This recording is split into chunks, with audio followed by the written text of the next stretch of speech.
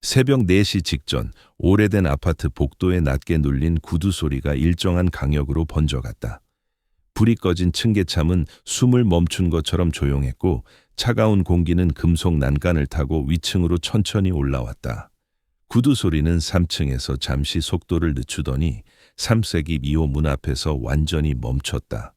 문 옆에는 바렌 초인종과 오래된 문패가 나란히 붙어 있었고 밤새 식지 않은 공기가 문틈 사이로 희미하게 새어나오고 있었다. 초인종이 길게 한 번, 짧게 한 번 울렸다. 소리는 두꺼운 현관문을 통과해 집 안으로 번져 들어갔고 바로 뒤에 다시 깊은 정적이 따라붙었다. 잠시 뒤 안쪽에서 침대 프레임이 미세하게 움직이는 소리가 들렸다. 누군가 급히 몸을 일으키는 기척이 조용히 바닥을 타고 전해졌다.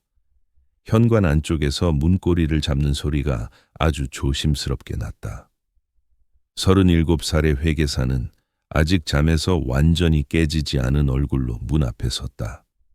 그는 늘 숫자와 장부, 세금 신고서와 결산표 사이에서만 살아온 사람이었다. 정치나 시사와는 거리가 멀었고 뉴스에서도 경제면만 대충 훑어보는 평범한 직장인이었다. 문이 열리자 어둡게 맞춘 코트를 입은 남자가 봉투 하나를 반쯤 들어 보였다. 봉투 위에는 붉은 잉크의 도장이 정확한 각도로 찍혀 있었다. 작은 네모 안에는 중앙정보부라는 글자가 정갈한 서체로 자리하고 있었다.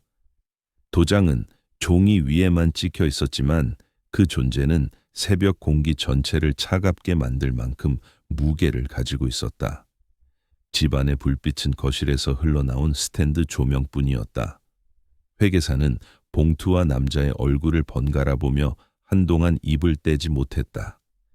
이 새벽에 국가의 문장이 찍힌 종이가 자신의 문 앞까지 온다는 상황을 그는 한 번도 상상해 본 적이 없었다. 그러나 이런 상황에서 어떤 말부터 꺼내야 하는지 알고 있는 사람은 거의 없다. 간단한 확인이 있습니다. 잠깐 동행해 주시죠. 낮게 던져진 말은 예의 바른 어조였지만 선택지를 포함하고 있지 않았다.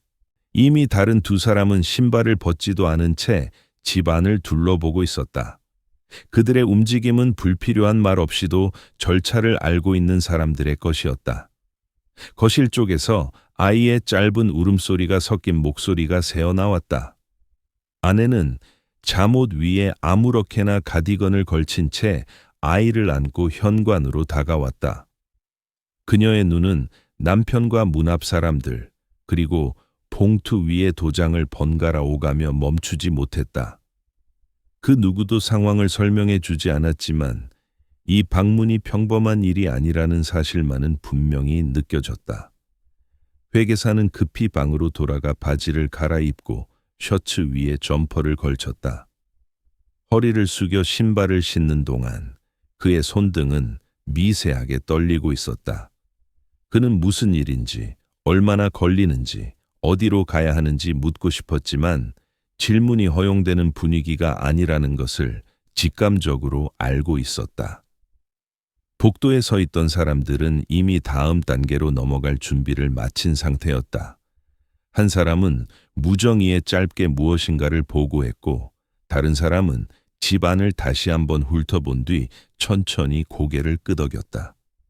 그들의 표정에는 친절도 적대감도 뚜렷하지 않았다. 오직 일을 수행하는 사람들의 단단한 중립만이 남아있었다. 지갑이랑 전화는 두고 나오셔도 됩니다. 짧게 덧붙여진 말은 배려처럼 들리면서도 소지품이 필요 없는 방향의 이동이라는 것을 암시하고 있었다. 회계사는 잠시 아내를 바라보았다. 아내는 입술을 깨물며 울음을 삼키려 했고 아이를 안은 팔에 힘을 더 주었다.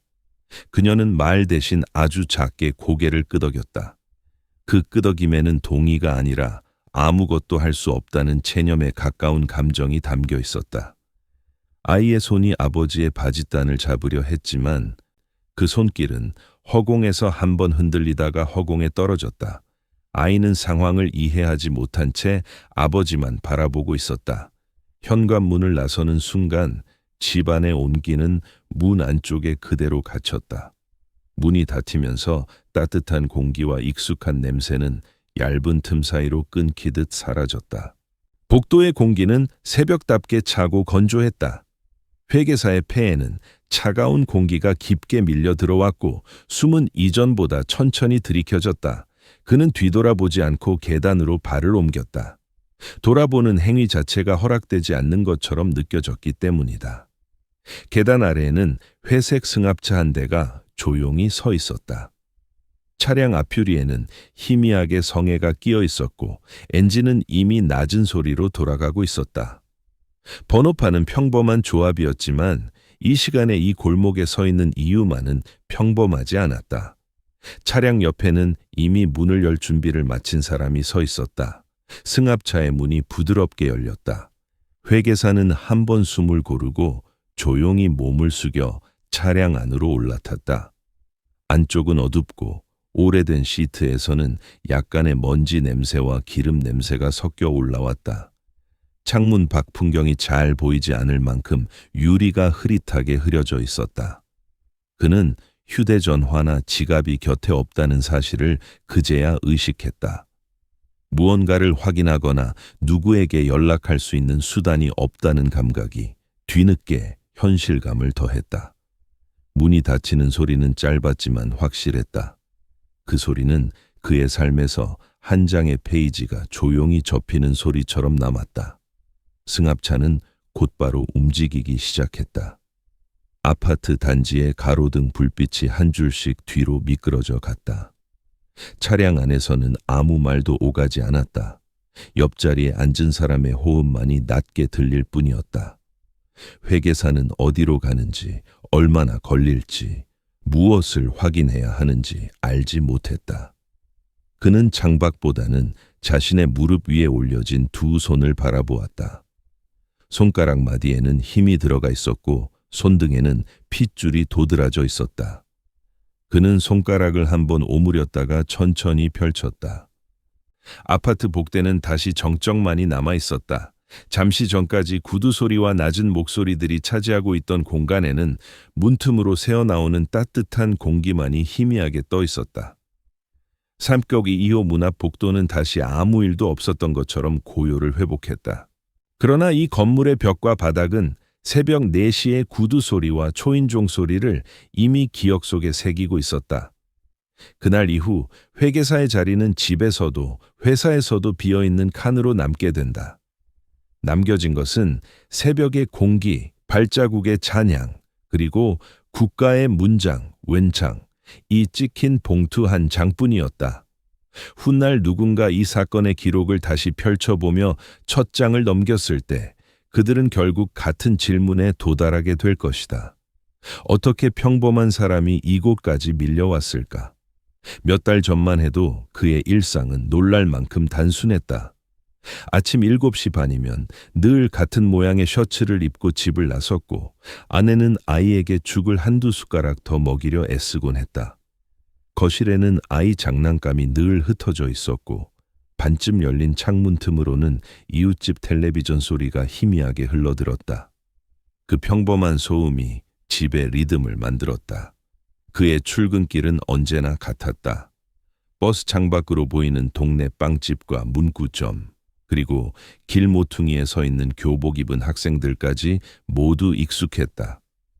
회계사로서의 삶은 조용하고 반복적이었다. 특정 거래를 확인하고 장부를 정리하고 월말이면 보고서를 작성했다.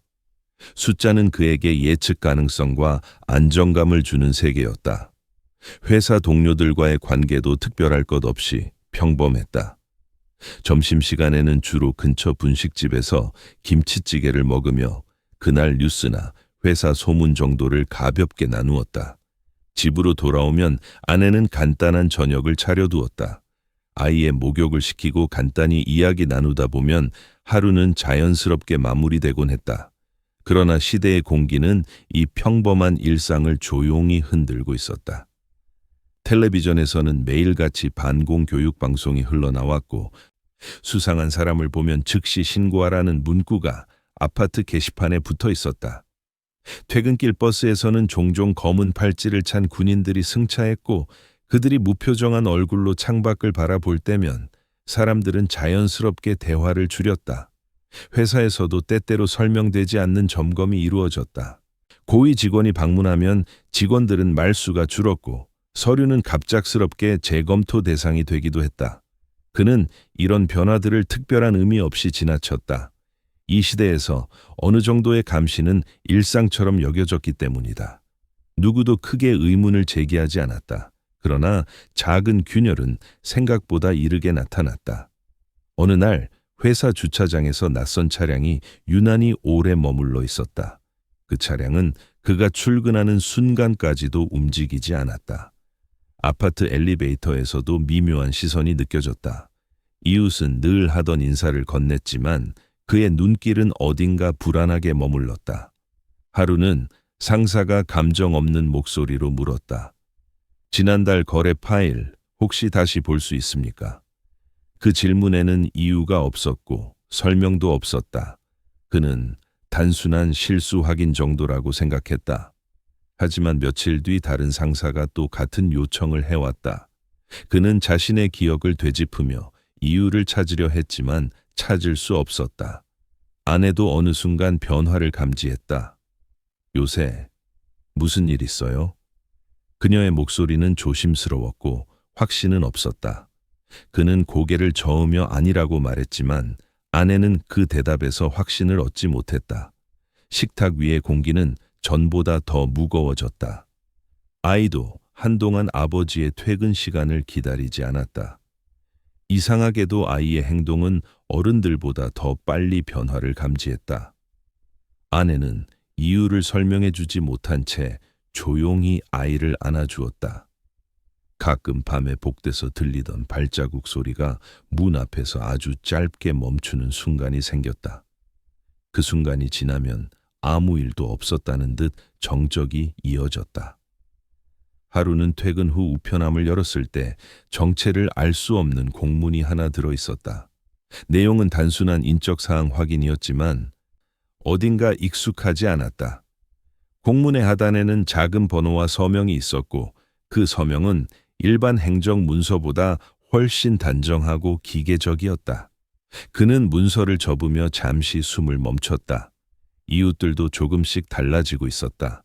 마주쳤을 때 인사는 여전했지만 대화는 짧게 끊기고 눈길은 피했다.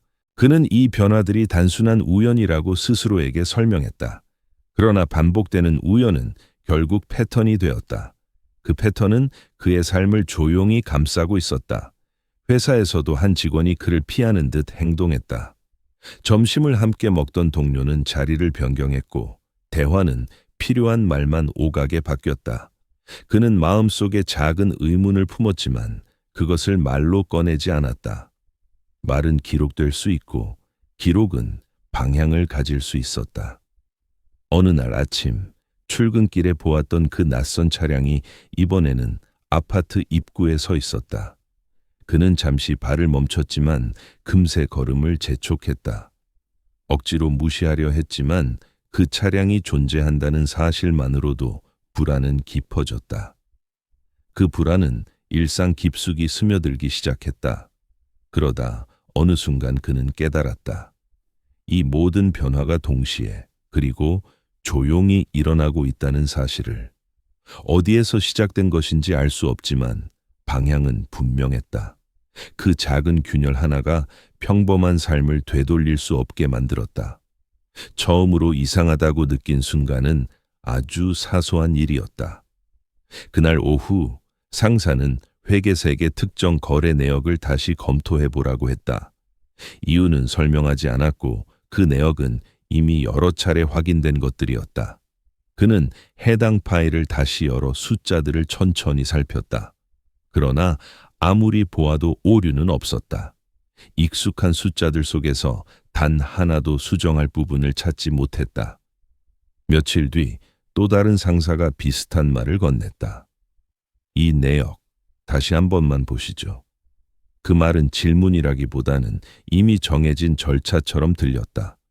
그는 점점 상황이 이상하게 흘러가고 있음을 느꼈다. 동료들은 그의 책상을 지나칠 때 시선을 피했다. 늘 대화를 나누던 직원조차 빠르게 자리를 옮기곤 했다. 하루는 점심시간 회사 복도 끝에서 낮은 대화를 들었다. 그 사람 표시됐어요? 짧은 문장은 금방 사라졌지만 그는 즉시 자신을 떠올렸다. 기록과 표시. 그 단어들은 기관의 언어와 더 가까웠다. 회사 내부에서만 쓰일 법한 말이 아니었다. 그날 오후 관리부서 직원이 그에게 서류 하나를 건넸다. 이거 확인 서명만 부탁드립니다. 종이는 일반적인 문서처럼 보였지만 양식은 생소했다. 서류 하단에는 작은 글씨로 내사 참고용이라는 문구가 적혀 있었다. 그는 손끝이 굳어지는 것을 느끼며 문서를 다시 살폈다. 하지만 직원은 끝까지 설명을 하지 않았다. 그는 억지로 미소를 띠며 서명했다. 그러나 그 서명이 어떤 문맥으로 사용될지 알 수 없었다. 종이를 건네는 순간 가슴 한쪽에서 무거운 감각이 내려앉았다. 며칠 뒤 아파트 경비원이 그를 불렀다. 어제 누가 찾고 갔었는데 이름은 안 남기더라고요. 경비원의 표정은 설명을 피하는 듯 얼버무려졌다. 그는 누구였냐고 묻지 않았다.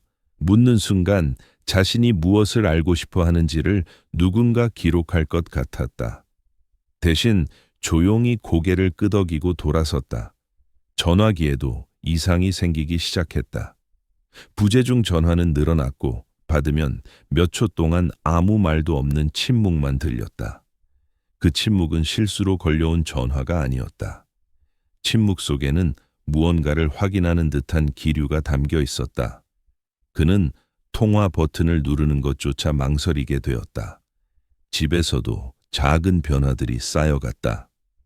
아내는 그가 말없이 있는 시간이 길어진 걸 느꼈고 식탁 위의 대화는 점점 단순해졌다. 아이는 아버지 얼굴을 오래 바라보고 있었다. 말로 표현하지 못하는 불안이 아이의 표정에 남아 있었다. 아내는 아이에게 아무 설명도 해줄 수 없었다. 회사의 분위기는 더 차갑게 변했다. 동료들은 그가 회의를 지나갈 때 대화를 멈추곤 했다. 그 침묵 속에는 이유를 묻지 말라는 메시지가 담겨 있었다. 특정 서류철은 그의 책상에 반복적으로 놓였다. 서류마다 빨간 펜으로 표시된 줄이 그려져 있었다. 표시는 단순한 오류 검토가 아니라 누군가의 의도를 따라 움직이는 흔적이었다. 그가 서류를 넘길 때 문장 사이에서 자신이 대상으로 분류되고 있다는 느낌이 강해졌다. 이제 그는 회사에서조차 익명의 존재로 남지 못했다. 어느 날 퇴근 무렵 상사는 그를 따로 불렀다. 최근 외부에서 확인 요청이 좀 있어서요. 상사는 더 말하려다가 입술을 다물었다. 그 말은 설명이 아니라 경고였다. 외부라는 단어는 회사가 아니라 다른 곳을 의미했다. 그는 그 단어 하나로 흐름의 방향을 이해했다. 집에 돌아오는 길, 낯선 차량이 또다시 보였다. 이번에는 그가 지나갈 때 천천히 속도를 맞췄다. 운전자는 시선을 맞추지 않은 채 휴대전화를 들고 있었다. 그는 뒤돌아보지 않았지만 차량이 일정한 거리에서 따라오고 있음을 알고 있었다. 심장은 규칙적인 박동을 이뤄가고 있었다. 며칠 후 회사 복도 끝방에서 문이 반쯤 열려 있었다. 그 안에서는 낮은 목소리들이 오가고 있었다. 문장은 짧았고 이름 하나만 반복되었다. 그 이름은 그의 이름이었다. 그는 걸음을 멈추지 않았지만 생각은 그 방의 문틈 사이로 깊이 끌려 들어갔다. 그날 저녁 집으로 돌아온 그는 오래된 책상 서랍을 열었다. 서랍 가장 아래에는 오래전에 작성한 계약서 사본과 세금 서류가 정리되어 있었다. 그 문서들은 과거의 자신을 보여주는 가장 평범한 기록이었다. 그러나 그는 깨달았다. 이제 기록은 더 이상 자신을 보호하는 것이 아니었다. 기록은 누군가가 쌓아 올리는 하나의 방향이 되고 있었다. 그리고 어느 순간 그 방향이 이미 되돌릴 수 없는 선을 지나고 있음을 직감했다. 그의 이름은 누군가의 책상 위에서 다른 의미로 바뀌고 있었다. 그는 알고 있었다. 이제 되돌아갈 길은 완전히 사라졌다. 감시는 처음에는 형태가 없었다. 그리고 그 형태는 특정 순간부터 아주 천천히 윤곽을 드러냈다. 그는 일상의 어딘가에서 누군가의 시선을 반복적으로 느끼기 시작했다. 출근길에 보이던 낯선 차량은 이제 거의 같은 시간에 모습을 드러냈다. 차량은 일정한 속도로 움직였지만 그가 버스 정류장에 도착하면 언제나 근처에 멈춰 있었다. 운전석의 사람은 고개를 돌리지 않았다. 그러나 시선이 합쳐지지 않는다는 사실이 오히려 감시를 더 분명하게 만들었다. 그는 버스 문이 닫히는 순간에도 그 차량을 의식했다. 회사에서도 감시는 놀랄 만큼 자연스럽게 퍼져갔다. 특정 부서의 직원이 그를 유난히 자주 호출했고 문서 점검 요청은 하루에도 두세 번씩 이어졌다. 그는 지정된 방으로 문서를 가져갈 때마다 책상 위에 놓인 기록 표식을 본능적으로 확인했다. 어떤 표식은 어제와 같은 위치에, 어떤 표식은 새로운 페이지에 새겨져 있었다. 동료들도 서서히 그의 곁을 피했다. 점심 식사 자리는 조용히 바뀌었고 그가 가까이 다가오면 대화는 자연스럽게 끊겼다. 회의실에서도 분위기는 더 차가워졌다. 누군가 문을 닫으며 조심하라는 말을 속삭였고 그 말은 문틈으로 빠져나가며 더 무거운 의미를 남겼다. 어느 날 상사는 서류를 돌려주며 말했다. 확인해야 할 게 더 있습니다. 그 말은 설명이 아니라 통과해야 하는 절차처럼 들렸다. 집 앞에서도 변화는 일어났다. 아파트 경비원은 그의 눈을 피하기 시작했고 인사를 건네더라도 예전처럼 길게 이어지지 않았다. 엘리베이터 안에서는 낯선 사람이 그와 같은 층에서 내렸다. 그 사람은 아무 말도 하지 않았지만 복도 끝까지 그 발걸음이 따라 붙는 느낌이 들었다. 저녁에 창문을 닫으려 할 때 아파트 주차장 구석에 서 있는 차량이 눈에 들어왔다. 그 차량은 헤드라이트를 켜지 않은 차에 오랫동안 같은 자리에서 움직이지 않았다. 아내 역시 변화에 민감해졌다. 그녀는 문틈에서 들리는 발자국 소리를 여러 번 확인했고 밤마다 집안의 불을 하나씩 끄며 조용히 긴장했다. 식탁 위의 대화는 줄어들었다. 말을 건네다가도 그는 문장을 삼켰고 아내는 그 침묵을 더 이상 재촉하지 않았다. 전화기의 침묵도 커졌다. 가끔 걸려오는 무음 통화는 이전보다 더 길었다. 그 침묵은 누군가가 아직 여기 있다는 신호처럼 느껴졌다. 하루는 회사 복대서 우연히 서류를 떨어뜨렸다. 종이가 바닥에 흩어지는 동안 그는 한 문서에서 자신의 이름 옆에 작은 표시가 붙어 있는 것을 보았다. 표시는 매우 얇은 빨간색 줄이었다. 그 줄은 문서의 성격을 바꾸는데 충분한 무게를 가지고 있었다. 그는 아무 일 없었다는 듯 서류를 주워들었지만 손끝은 차가웠다. 점점 더 많은 질문들이 그의 주변에서 사라졌다. 상사는 구체적인 이유를 설명하지 않았고 동료들은 더 이상 그를 바라보지 않았다. 감시는 이제 구조를 갖추기 시작했다. 동사무소에서 한 차례 연락이 왔고 주소지 확인이라는 명목 아래 사소한 정보들을 요구했다. 그는 단순한 행정 절차라고 자신에게 말했지만 요청된 항목들은 일상적인 정보의 범위를 조금씩 넘어섰다. 그는 문서를 작성하며 숨을 길게 내쉬었다. 이웃들도 이 변화를 어렴풋이 감지했다. 계단에서 마주친 사람들은 평소보다 훨씬 빨리 인사를 마치고 사라졌다. 어떤 이웃은 그를 지나치며 무언가 말하려다 멈칫했다. 아이의 행동 역시 달라졌다. 아이의 선생님은 아버지가 요즘 집에 자주 안 계세요? 라고 물었다. 그 질문은 아내의 가슴에 다시 무거운 파문을 남겼다. 회사에서도 새로운 관리자가 부임했다. 그는 직원들에게 신원 조회 관련 공지를 남겼고 그 공지에는 설명되지 않은 단어들이 포함되어 있었다. 폐쇄된 회의실에서는 낮은 목소리들이 오가고 있었다. 그는 문 너머에서 보고서 넘기시죠라는 문장을 들었다. 그 문장은 감시가 다음 단계로 넘어갔음을 의미했다. 며칠 뒤 회사 창고에서 오래된 파일 몇 개가 분류되었다. 그 파일들 사이에서 그의 이름이 적힌 봉투가 발견되었다. 봉투는 오래전 기록처럼 보였지만 표식은 최근에 새겨진 것이었다. 집으로 돌아왔을 때 현관 바닥에 얇은 종이가 한 장 놓여 있었다. 종이에는 아무것도 적혀 있지 않았다. 그러나 종이의 재질과 잘린 면은 명백히 메시지였다. 그는 그 종이를 접어 서랍 깊숙이 넣었다.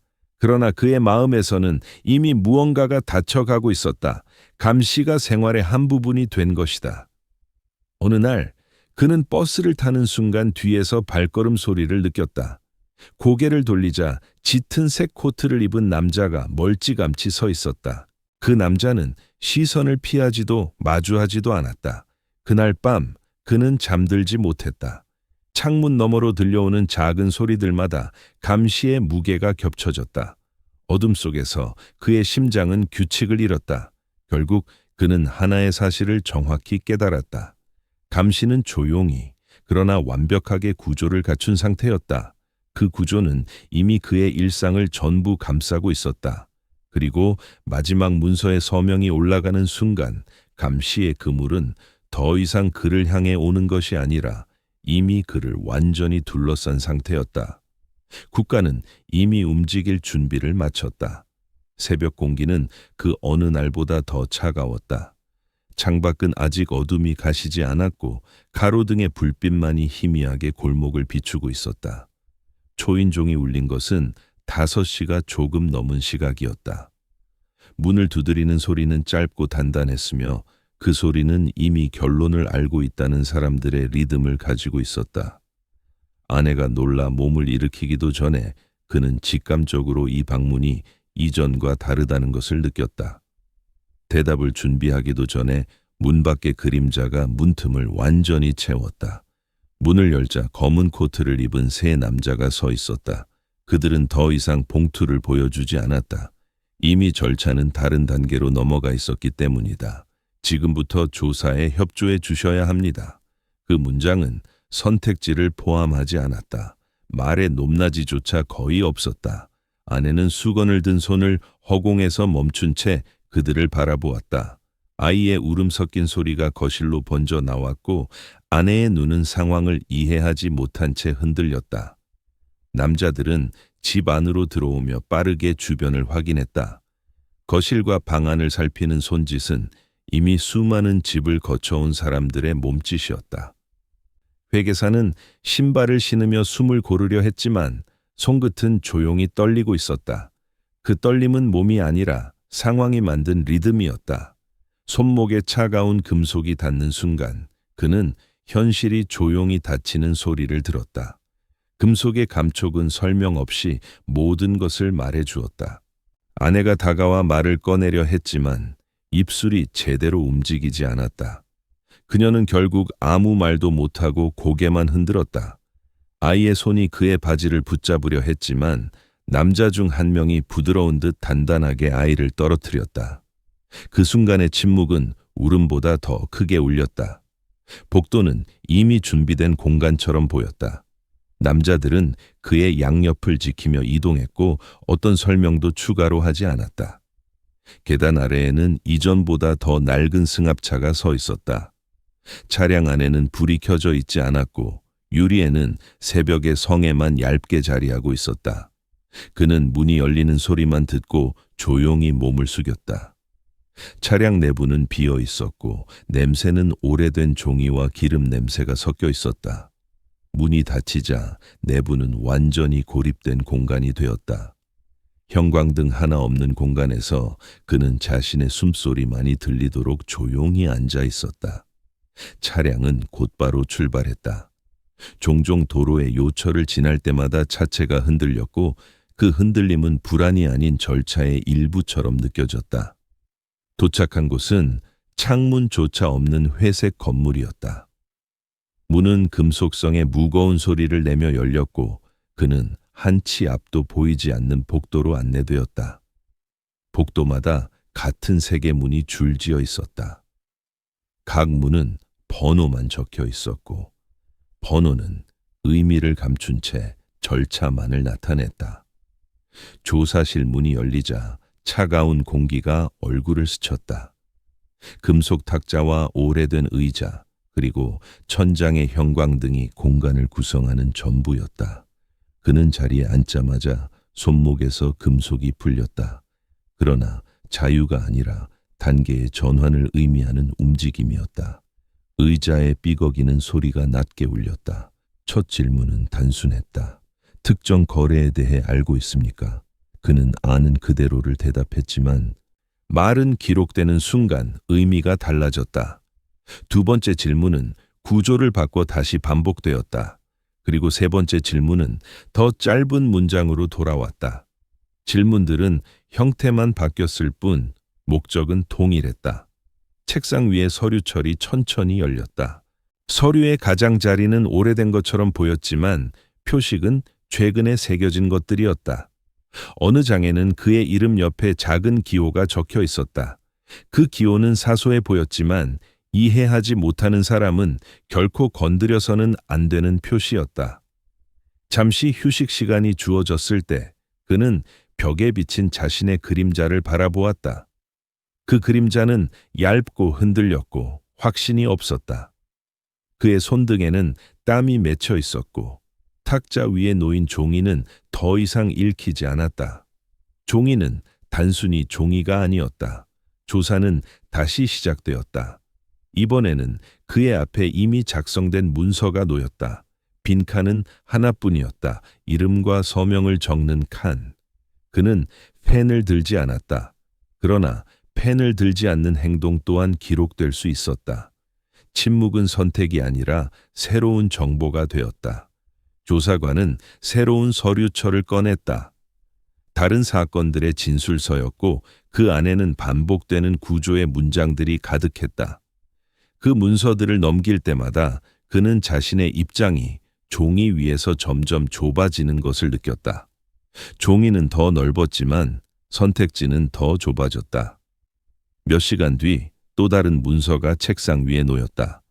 문서 하단에는 확인이라는 단어가 적혀 있었고 그 단어는 자백을 의미하지 않아도 충분히 무거웠다. 그는 종이를 바라보며 길게 숨을 들이켰다. 이름을 적는다는 것은 사실을 말하는 것이 아니라 기록에 편입되는 것을 의미했다.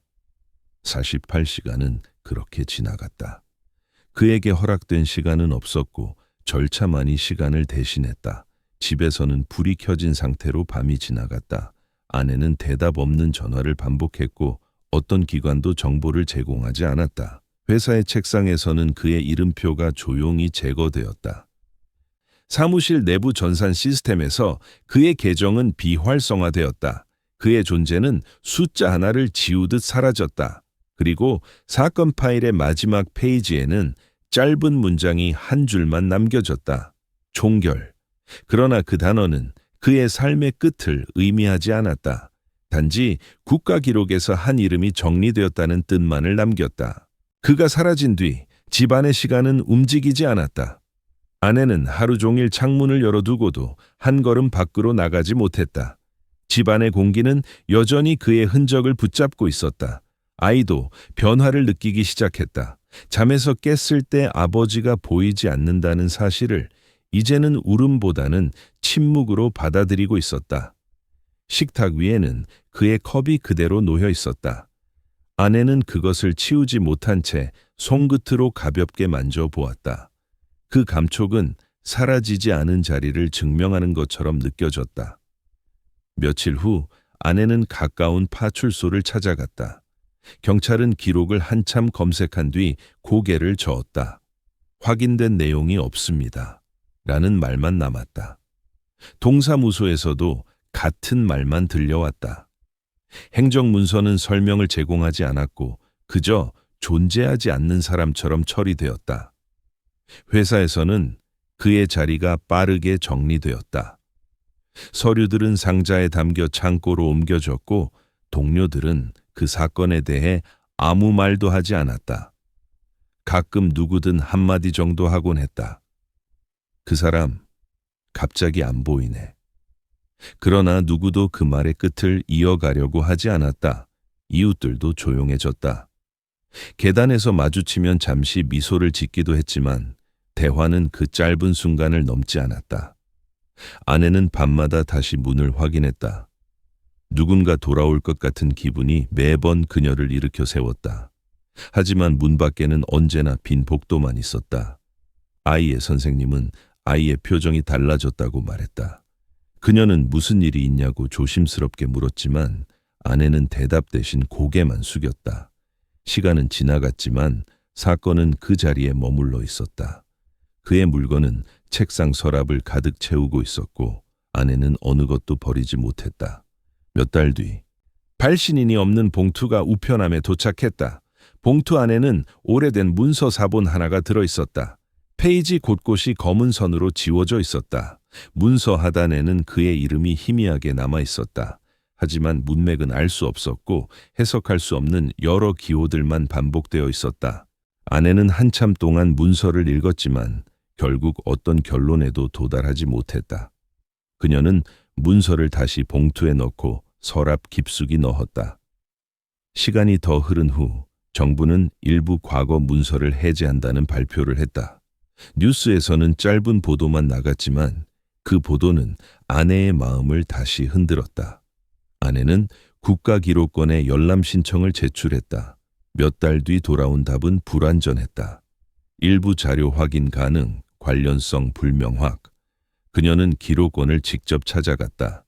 흰 장갑을 낀 직원이 오래된 파일을 조심스럽게 펼쳤고 문서의 모서리는 세월만큼이나 닳아 있었다. 문서 속에서 그의 이름이 몇 번 등장했다. 그러나 문장 일부는 검열된 흔적처럼 지워져 있었고 뜻을 알 수 없는 번호들이 행간을 채우고 있었다. 아내는 기록 담당자에게 물었다. 이게 무슨 의미인가요? 담당자는 조용히 고개를 저었다. 자료가 너무 오래됐습니다. 당시 기록 방식도 지금과 달라서 명확하지 않습니다. 그의 말은 사실에 가까웠지만 설명은 아니었다. 결국 그녀는 보고서 4본을 받아 나왔다. 비에 젖지 않으려 서류를 가방 깊숙이 넣으면서 이 문서를 얼마나 붙잡아야 하는지 스스로에게 물었다. 한편 아이는 점점 자라며 다른 방식으로 사건을 기억했다. 학교에서 가족을 소개하는 과제가 있었을 때 아이는 단 한 줄만 적었다.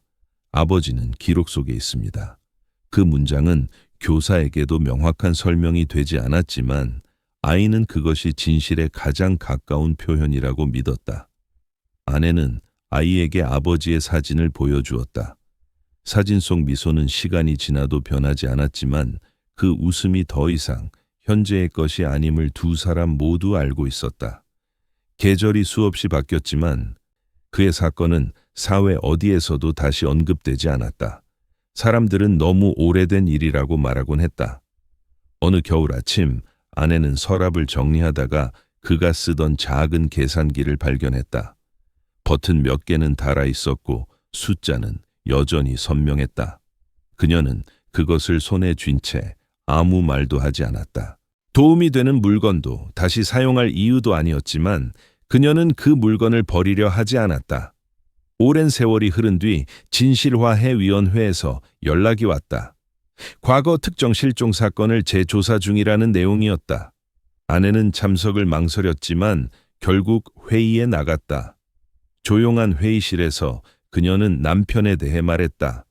위원들은 그 말을 기록으로 정리해 나갔다. 몇 달 뒤 도착한 보고서에는 자료 부족으로 사실관계 확인 어려움, 단 한 줄만 적혀 있었다. 그 문장은 사건을 해결하지도 그녀의 기다림을 끝내주지도 못했다. 단지 새로운 상처 하나를 남겼을 뿐이었다. 어느 날 아내는 오랜만에 남편의 물건을 정리했다. 그의 넥타이, 노트, 오래된 명함 한 장. 그 물건들은 시간이 멈춘 자리처럼 그대로 남아 있었다. 그녀는 그것들을 다시 서랍에 넣으며 생각했다. 기록은 사람을 끝내 설명할 수 없다는 사실을, 사람의 흔적은 문서보다 오래 남는다는 사실을. 집안의 침묵은 여전히 길었다. 그러나 그 침묵은 과거와는 조금 다른 모양이었다. 기다림이 아니라 포기가 아니라 흩어진 조각의 공백 같은 침묵이었다. 국가의 이름으로 찍혔던 도장들은 시간이 지나며 잉크가 흐려졌지만 페이지에서 완전히 지워지지는 않았다. 그 도장이 남긴 자국은 오래된 서류 안에서도 한 가족의 삶에서도 계속 남아 있었다. 기록은 종결되었지만 이 시대는 아직 끝나지 않았다.